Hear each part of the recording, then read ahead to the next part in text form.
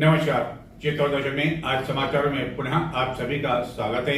नजर डालते हैं आज के समाचारों की ओर। आज है 29 अगस्त का दिन खेलों की दृष्टि से काफी अधिक महत्वपूर्ण है, क्योंकि आज उस शख्स का जन्मदिन है जिसके नाम न केवल भारत में बल्कि विश्व में भी गूंजा करता था। जी हाँ, हम बात कर रहे हैं हॉकी के जादूगर ध्यान मेजर चंद की। हॉकी के क्षेत्र में ध्यान मेजर चंद का इतना अधिक योगदान रहा और उनके द्वारा इतने अधिक गोल बनाए गए कि उन्हें हॉकी का जादूगर कहा जाने लगा। और प्रतिवर्ष उनके जन्म दिवस पर उन्हें याद किया जाता है और राष्ट्रीय खेल दिवस के रूप में यह दिन मनाया जाता है।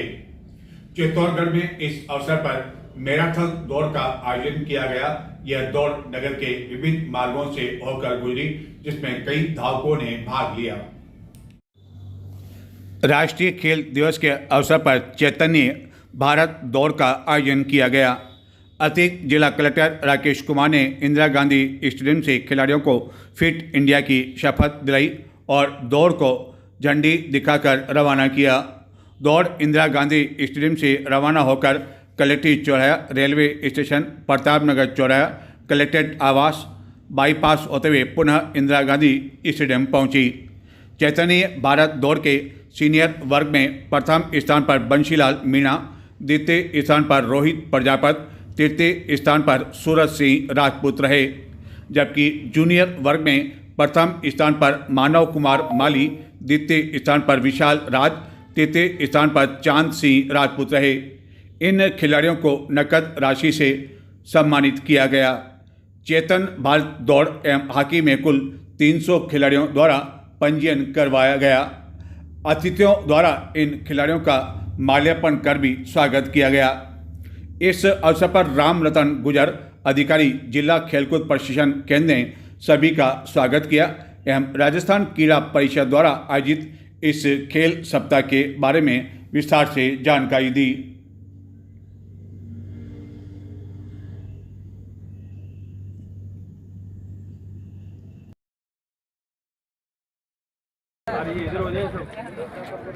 मैं खेल दिवस की आपको बहुत बहुत शुभकामनाएं देता हूं।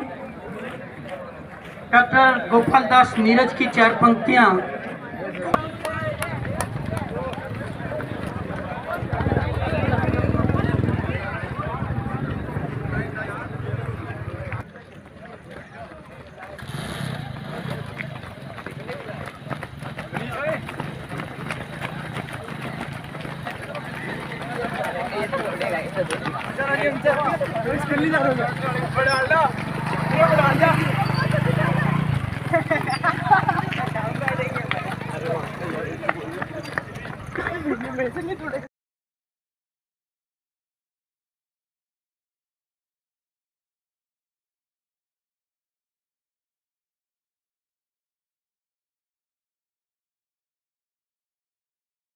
आगामी माह यानी कि सितंबर से चित्तौड़गढ़ के यात्री, पर्यटक, अन्य लोग सीधे ताजमहल के दर्शन, जो कि आगरा में स्थित है, वहां जाकर दर्शन कर सकेंगे और बहुत कम समय में पहुंच सकेंगे।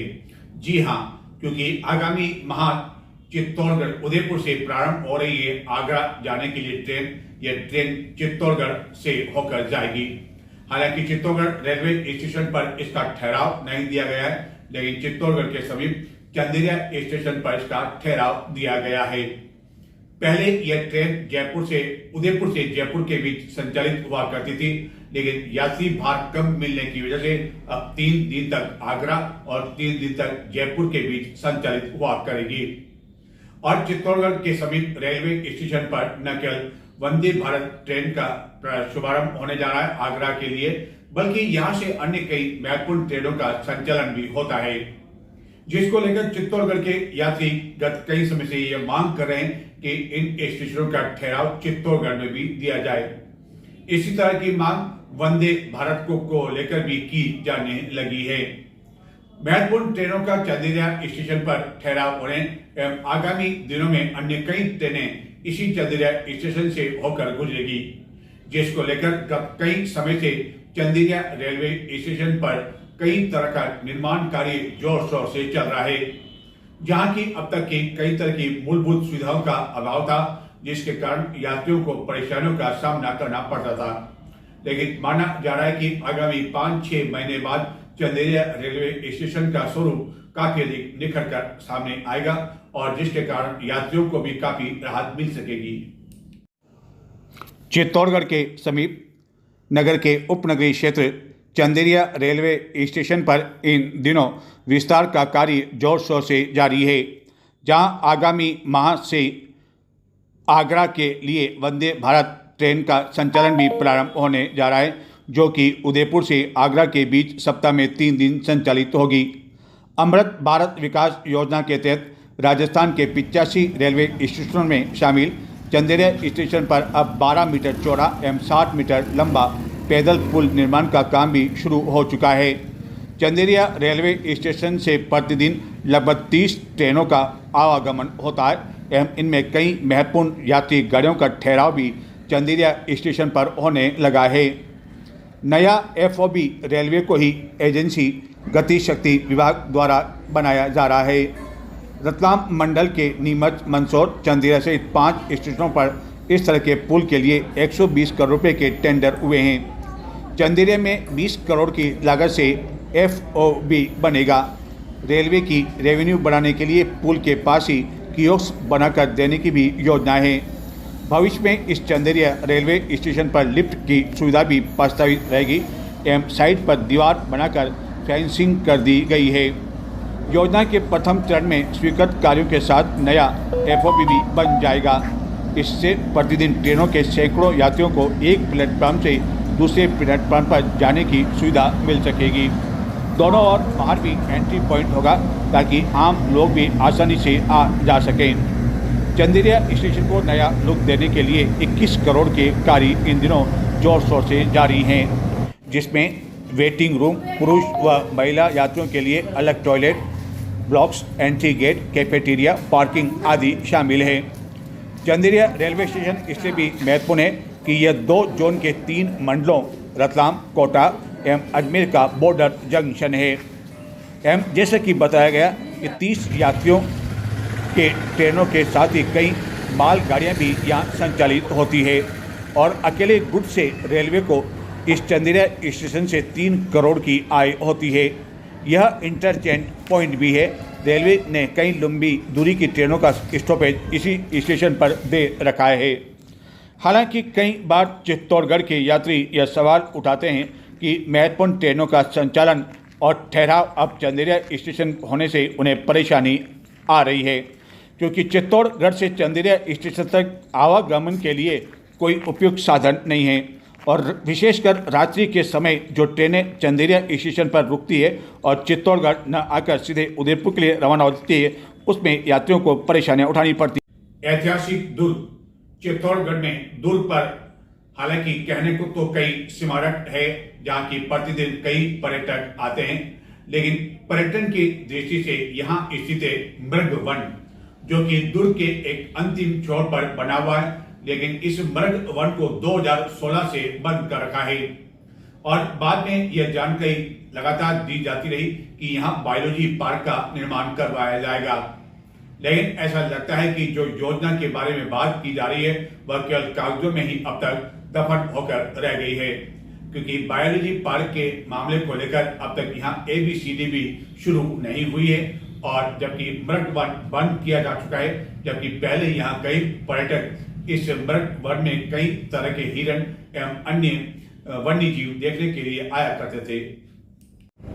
चित्तौड़गढ़ के ऐतिहासिक दुर्ग पर एक छोर पर स्थित है मृग वन, जो कि गत कई वर्षों से बंद पड़ा हुआ है एवं यहाँ बायोलॉजिक पार्क के लंबित प्रस्ताव मांग पर राज्य सरकार ने गत दिनों विधानसभा में बजट चर्चा में मंजूरी की घोषणा तो कर दी है, लेकिन राज्य व केंद्र सरकार की ओर से यदि देरी नहीं होती है तो 35 हेक्टेयर में फैले इस मृग वन की रीलोकेशन सेंटर जिले का पहला बायोलॉजिक पार्क बनेगा।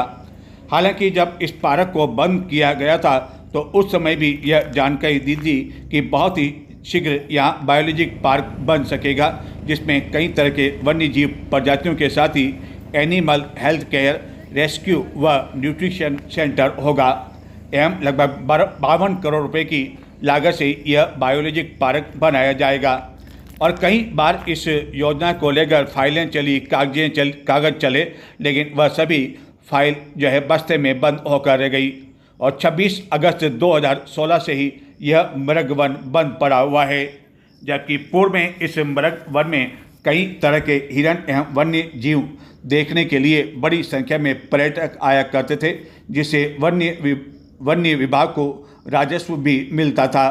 लेकिन जब से यह मृग वन बंद हुआ है, उसके बाद से इसको फिर से चालू करने के लिए या बायोलॉजिक पार्क के लिए किसी तरह के गंभीर प्रयास नहीं किए गए। अब देखना यह है कि बजट चर्चा में मंजूरी की घोषणा तो विधानसभा में की जा चुकी है, लेकिन गेंद पाले में केंद्र सरकार के हाथ में है और दोनों को ही जब संयुक्त प्रयास करना होगा और उसके बाद ही यह कभी बायोलॉजिक पार्क बन सकेगा। अब सवाल ये भी उठ रहा है कि स्वीकृति मिलने के बाद भी ऐसी कई औपचारिकता हैं जिसमें काफ़ी समय इस पार्क को बनने में लग सकता है। नजर डालते हैं कुछ और समाचारों की ओर, लेकिन उससे पहले लेते हैं छोटा सा ब्रेक और ब्रेक के बाद आपको बताएंगे कि आखिरकार 3 पेज की कीमत किसने वसूल की 100 रुपए और आर्थिक दृष्टि से लोगों को आवास देने की बात कही गई और आर्थिक दृष्टि से कमजोर लोगों से ही इस 3 पेज की कीमत वसूल की गई 100 रुपए और 100 रुपए वसूल कर लिए गए लाखों रुपए। लेकिन मिल पाएंगे उन्हें कब आवास, आखिरकार कौन सी है ये योजना, बताएंगे एक छोटे से ब्रेक के बाद।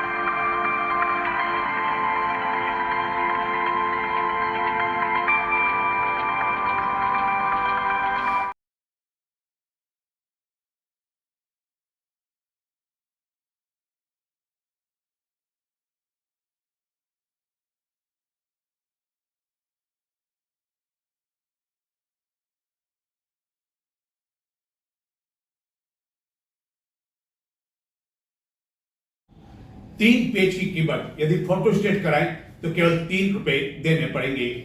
लेकिन ये जो 3 पेज हैं, ये है नगर विकास न्यास द्वारा गत दिनों जारी किए गए एक मुख्यमंत्री जन आवास योजना के तहत ओसडी के समीप निर्मित होने वाले फ्लैट को लेकर आर्थिक दृष्टि से कमजोर आय वर्ग एवं अल्प आय वर्ग को यह मकान तैयार मिल सके, उसके लिए एक स्कीम निकाली गई। ये स्कीम आज नहीं निकाली गई बल्कि कांग्रेस सरकार के कार्यकाल में ही निकाली गई और इस जो 3 पेज के फॉर्म में इसके वसूल किए गए 100 रुपए एक व्यक्ति से 100 रुपए वसूल करने के बाद भी गारंटी नहीं है कि उस व्यक्ति को आवास मिल पाएगा या नहीं, जबकि इसके केवल 5 या 10 रुपए वसूल किए जा सकते थे। बात जब आर्थिक वर्ग की हो रही है, अल्प आय वर्ग की हो रही है, तो इस तरह यदि कोई सरकारी कार्यालय 100 रुपए वसूल करता है तो बड़ा आश्चर्य होता है कि आखिरकार हम क्यों नाम लेते हैं अल्प आय वर्ग का और आर्थिक दृष्टि से कमजोर लोगों का। सवाल यह है कि इस तरह जो लाखों रुपए वसूल कर लिए गए, लाखों रुपए वसूल करने के बाद इन लोगों को मकान कब तक मिल पाएंगे, इसको लेकर नगर विकास न्यास के अधिकारी और कर्मचारी दावे के साथ कुछ भी कहने की स्थिति नहीं है। बताते हैं हम आपको कि ओछरी में जो बनाए जा रहे मकान, उनकी क्या स्थिति इस समय है। कांग्रेस शासन काल में चित्तौड़गढ़ में ओछरी के समीप आर्थिक दृष्टि से कमजोर आय वर्ग एवं अल्प आय वर्ग के लोगों के लिए आवास का निर्माण कार्य प्रारंभ हुआ था एवं गत दिनों नगर विकास न्यास द्वारा मुख्यमंत्री जन आवास योजना अंतर्गत ready to move in flats जो कि 1 और 2 BHK थे, उसके तहत पहले आओ पहले पाओ के तहत आवेदन पत्र आमंत्रित किए गए और 3 पेज के इस फॉर्म के लिए 100 रुपये वसूल किए गए। इस तरह लाखों रुपए केवल फॉर्म से ही वसूल कर लिए गए, जबकि इस योजना के तहत कितने लोगों को मकान मिल पाएंगे और कितने को नहीं मिल पाएंगे यह अभी कहना मुश्किल है। लेकिन नगर विकास न्यास से मिली जानकारी के अनुसार EWS के तहत 93 और LIG के तहत 106 आवास का आवंटन होना है, जबकि इसके मुकाबले हजारों आवेदन आ चुके हैं और इन हजारों आवेदन से नगर विकास न्यास की लाखों रुपए की आय अब तक हो चुकी है, जबकि यह फॉर्म मुश्किल से 5-10 रुपये का है और फोटो स्टेट करवाने पर 3 रुपये में बाजार में मिल सकता है। और इस आवास योजना के तहत जो मकान बनाए जा रहे हैं, हालांकि ऊपरी तौर पर रंग रंगाव देखने से लगता है कि मकान पूरी तरह से बनकर तैयार हो चुके हैं, लेकिन अंदर की स्थिति यह है कि काफ़ी काम अभी होना शेष है और यह योजना पूर्ण कब तक हो पाएगी और कब आर्थिक दृष्टि से कमजोर आय वर्ग एवं अल्प आय वर्ग के लोगों के लिए इन आवास का आवंटन हो पाएगा कहना मुश्किल है। और ऐसे लोगों ने से जिस उम्मीद के साथ, जिस आशा के साथ आवेदन पत्र भरे थे, वह इस उम्मीद के साथ है कि उन्हें इन आवास का आवंटन हो जाएगा। लेकिन न्यास के अधिकारियों के अनुसार जिन लोगों ने आवेदन किया है उन सभी को यह आवास देना संभव नहीं हो पाएगा, क्योंकि जो आवेदन प्राप्त हुए हैं उसके मुकाबले आवास की संख्या अपेक्षाकृत कम है। ऐसी स्थिति में नगर विकास न्यास द्वारा जो इस योजना के लिए गत दिनों जोर शोर से प्रचार प्रसार किया गया था और लोगों को सपने दिखाए गए, क्या आने वाले दिनों में वह सपने टूटने वाले हैं। और इन आवास योजना के पास एक नहीं बल्कि कई पैम्पलेट दिखाई दिए जिसमें पूर्व मुख्यमंत्री अशोक गहलोत का भी फोटो दिखाई दिया, यानी कि गहलोत के समय यह योजना प्रारंभ की गई थी और जब सरकार बदली, मुख्यमंत्री बदले, तो इस होर्डिंग को हटाकर इन आवास के बाहर फेंक दिया गया। जैसे कि सरकार बदलती है वैसे ही यह होर्डिंग भी बदल दिए गए। हालांकि नया होर्डिंग और नए मुख्यमंत्री के फोटो वाला होर्डिंग यहाँ लगाया तो नहीं गया है, लेकिन पुराने जितने भी होर्डिंग यहाँ लगा रखे थे वह सब होर्डिंग यहाँ से हटा दिए गए और जिस पर मौजूद मिट्टी बता रही है कि 2019 में भी इस योजना को लेकर कोई कागजी कार्रवाई हुई थी। 19 से लेकर अब तक यानी कि 2024 का महीना चल रहा है, लेकिन आवास पूरे नहीं। भाजपा के राजस्थान प्रदेश प्रभारी राधामान अग्रवाल ने गत दिनों कांग्रेस नेताओं के खिलाफ एक टिप्पणी कर दी थी। उस टिप्पणी को लेकर पूरे राजस्थान में इन दिनों बवाल मचा हुआ है एवं जगह जगह कांग्रेस कार्यकर्ताओं द्वारा प्रदर्शन किया जा रहा है। इसी क्रम में गुरुवार को चित्तौड़गढ़ में भी कलेक्ट्रेट पर कांग्रेस कार्यकर्ताओं ने प्रदर्शन किया और प्रदेश प्रभारी का पुतला फूंका एवं जमकर नारेबाजी की। आखिरकार क्या कहा राधामोहन अग्रवाल ने, जो कि राजस्थान के भाजपा के प्रदेश प्रभारी, पहले सुनाते हैं उनका बयान। और वह खुलेआम अब चेतावनी भी दे रहे हैं कि यदि उनके साथ कुछ होता है तो इसके लिए कांग्रेस और सचिन पायलट पर विशेष निशाना साधते हुए कहा कि वह जिम्मेदार होंगे। 2-3 दिन पहले जब प्रदेश के प्रभारी राधा मोहन अग्रवाल उदयपुर गए थे तो वहां युवक कांग्रेस कार्यकर्ताओं ने उनकी कार पर काली शाही फेंक दी थी, जिसके बाद पुलिस ने लगभग 10-11 जनों युवक कांग्रेस कार्यकर्ताओं को गिरफ्तार कर लिया था और उसके बाद गुरुवार को उन सभी कार्यकर्ताओं को जमानत पर रिहा हो गया। तो पहले बताते हैं आखिरकार क्या कहा प्रदेश प्रभारी ने और उसके बाद चित्तौड़गढ़ में कांग्रेस ने किस तरह किया प्रदर्शन।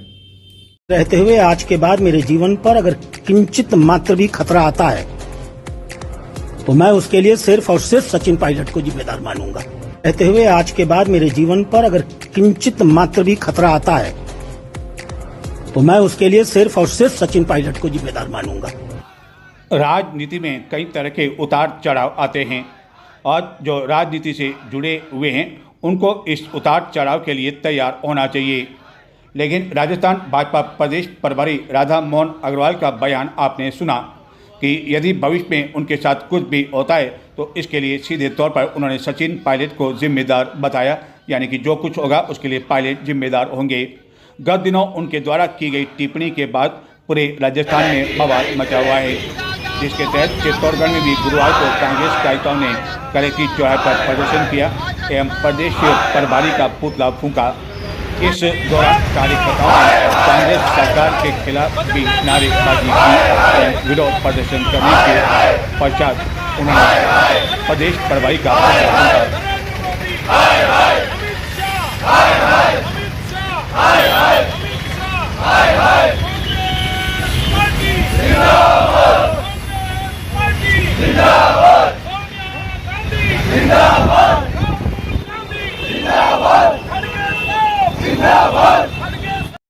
खबर है चित्तौड़गढ़ जिले के कपासन उपखंड मुख्यालय से, जहां से कस्तूर चंद रेगर नामक व्यक्ति जो कि हमाली का काम करता था वह गत 3 महीने से लापता था। परिजन उसकी तलाश कर रहे थे और पुलिस में भी उसकी गुमशुदगी का मामला दर्ज करवा रखा था। इस बीच गुरुवार को कपासन में एक कुएं की सफाई के दौरान उस समय सनसनी फैल गई, जबकि यहां से नर कंकाल बरामद किया गया और इस नर कंकाल के समीप एक मोबाइल भी पड़ा हुआ था, जिसकी जानकारी पुलिस को दी गई। पुलिस मौके पर पहुंची और बाद में नर कंकाल के समीप जो मोबाइल पड़ा हुआ मिला उसकी जांच पड़ताल की तो ज्ञात हुआ कि यह कस्तूर चंद रेगर का ही है। अब पुलिस जांच पड़ताल कर रही है कि आखिरकार कुएं में वह किस तरह गिर गया, क्या यह स्वाभाविक मौत है या उसने किसी ने उसकी हत्या करके कुएं में उसका शव फेंक दिया। इस पूरे मामले को लेकर पुलिस जांच पड़ताल करने में लगी हुई है। चित्तौड़गढ़ के विधायक चंद्रभान सिंह आर्या द्वारा गुरुवार को अपने सैंती स्थित विधायक कार्यालय पर जन सुनवाई की गई। इस दौरान बड़ी संख्या में लोग मौजूद थे एवं कई समस्याओं का उन्होंने हाथों हाथ समाधान भी कर लोगों को राहत पहुंचाई। इस दौरान स्थिति यह थी कि 3 फोन एक साथ चल रहे थे और अधिकारियों को वो दिशा निर्देश प्रदान कर रहे थे कि इनकी समस्या का समाधान कर दिया जाए।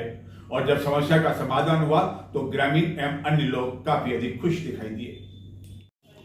चित्तौड़गढ़ के विधायक चंद्रभान सिंह आर्या द्वारा गुरुवार को अपने सैंती स्थित विधायक कार्यालय पर सवेरे जन सुनवाई की गई। इस जन सुनवाई के दौरान न केवल चित्तौड़गढ़ बल्कि चित्तौड़गढ़ विधानसभा क्षेत्र के कई ग्रामीण क्षेत्रों से लोग उनके पास समस्याओं के समाधान की उम्मीद के साथ पहुंचे। इस दौरान कई छात्राएं, उम्र दराज के लोगों के साथ दिव्यांग भी शामिल थे एवं विधायक आर्या ने सभी की समस्याएं न केवल तसल्ली के साथ सुनी बल्कि हाथों हाथ उसका समाधान करने के लिए वह संबंधित अधिकारियों को दिशा निर्देश भी प्रदान करते रहे। हालांकि विधायक आर्या जब कभी चित्तौड़गढ़ में होते हैं तो वह सवेरे के समय विधायक कार्यालय में जन सुनवाई करते हैं, लेकिन गुरुवार को इस जन सुनवाई के दौरान बड़ी संख्या में लोगों का हाल यह था कि विधायक एक फ़ोन पर अधिकारियों को दिशा निर्देश प्रदान करते तो उसी समय उनके निजी सचिव दूसरा फ़ोन उन्हें देते थे और तीसरा फ़ोन भी उन्हें देते, जिसके कारण उन्हें कुछ समय भी लगा, लेकिन लोगों की समस्याएं हाथों हाथ होने पर उसका निस्तारण होने पर वह काफ़ी अधिक राहत महसूस करते हुए देखे गए एवं विधायक का वह धन्यवाद भी ज्ञापित करते हुए देखे गए। चित्तौड़गढ़ के समीप पांडोली से गुरुवार तड़के बड़ी संख्या में लोग सांवलेगी पद यात्रा के लिए रवाना हुए, जिनमें कई महिलाएं भी शामिल थी और यह पदयात्री बीच में सांवलिया जी के जय जयकार करते हुए सांवलिया जी पहुंच गए। पांडोली के एक दर्शक पवन गर्ग ने हमें यह वीडियो भेजा है और बताते हैं इस पदयात्रा में किस तरह के ग्रामीण वहां से रवाना हुए। इस बीच हमारा दर्शकों से अनुरोध है कि यदि आप चित्तौड़ दर्शन को कोई भी वीडियो भेजते हैं तो ये जो वीडियो आप स्वयं देखेंगे कि वीडियो कोई भी आप भेजें तो मोबाइल को आप तिरछा आड़ा करके वीडियो बनाएं, और जब वीडियो आप बनाएं तो मोबाइल को आप बिल्कुल हिलाएं नहीं, और अलग अलग स्थान आपको दिखाने हैं तो एक बार आप दिखाएं, उसको बिल्कुल स्थिर रखें और धीरे धीरे इस तरह मोबाइल को हिलाएं कि वह कैमरा जो है बिल्कुल मोबाइल आपका जो हिलना नहीं चाहिए। और मोबाइल जब आप वीडियो कोई बना रहे हैं तो उस समय आप किसी तरह की कोई बातचीत नहीं करें। और दर्शकों के लिए हमने एक विशेष योजना भी आरंभ की है। आप यदि हमें कोई भी खास घटना का वीडियो भेजते हैं और वह वीडियो यदि चित्तौड़ दर्शन पर प्रसारित होता है, हमें अच्छा लगता है, तो उस दर्शक को बकायदा चित्तौड़ दर्शन की ओर से पारिश्रमिक दिया जाएगा। यह पारिश्रमिक उस दर्शक के गूगल पे या फोन पे उसी दिन प्रदान कर दिया जाएगा, लेकिन मोबाइल जो वीडियो है वह अच्छा होना चाहिए। तो देखते हैं आखिरकार किस तरह रही है पदयात्रा। चित्तौड़गढ़ के समीप स्थित पांडोली से गुरुवार तड़के बड़ी संख्या में ग्रामीण, जिनमें महिलाएं भी शामिल थी, पद यात्रा करते हुए सांवलिया जी के लिए रवाना हुए एवं बाद में वह गुरुवार को ही सांवलिया जी पहुंच गए।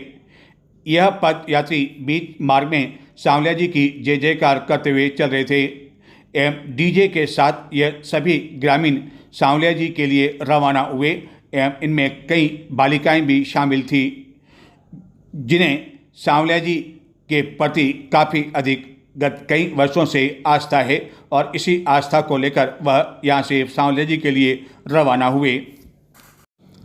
चित्तौड़ दर्शन के एक दर्शक द्वारा हमें यह वीडियो उपलब्ध करवाया गया है, लेकिन अन्य दर्शकों से भी अनुरोध है कि आप जो भी वीडियो लें इस तरह न लें, बल्कि अपने मोबाइल को तिरछा रखकर हमें कोई भी वीडियो आप भिजवा सकते हैं, लेकिन जो कि अच्छा होना चाहिए, इस तरह हिलता हुआ नहीं होना चाहिए। विदाई हो चुकी है, लेकिन मौसम विभाग का कहना है कि 2 सितंबर के बाद राजस्थान के पश्चिमी इलाके में, जहां की चित्तौड़गढ़ भी शामिल है, वहां मानसून फिर से एक्टिव होगा और फिर से बारिश होगी। और इसी उम्मीद के कारण लोग अब इंतजार कर रहे हैं सितंबर माह शुरू होने को, जिसमें केवल अब 2 दिन शेष रह गए हैं, क्योंकि बेसब्री के साथ इंतजार है चित्तौड़गढ़ के सबसे बड़े गंभीरी बांध का, जिसका भराव क्षमता 23 फीट और इसका जल स्तर पहुंच चुका है 21 फीट के आसपास। देखते हैं कि आखिरकार मानसून कब चुप्पी तोड़ता है और पुनः चित्तौड़गढ़ में कब मेहरबानी होती है। तो आप लें इस गंभीरी बांध का आनंद और मुझे दें आज्ञा। नमस्कार। क्या मानसून की विदाई होने वाली है? यह सवाल अब हर कोई इसलिए पूछ रहा है कि चित्तौड़गढ़ में गत 3 दिनों से बारिश नहीं हो रही है। गुरुवार को तो हाल यह था कि तेज धूप खिली रही, मानो गर्मी का मौसम आ गया हो, लेकिन मौसम विभाग के अनुसार 2 सितंबर के पश्चात पश्चिमी राजस्थान में मानसून पुनः एक्टिव होगा एवं कई स्थानों पर बारिश हो सकती है। इस बीच गंभीरी बांध का लेवल लगभग 21 फीट के आसपास चल रहा है और लोग अब इसके बढ़ने का इंतजार कर रहे हैं।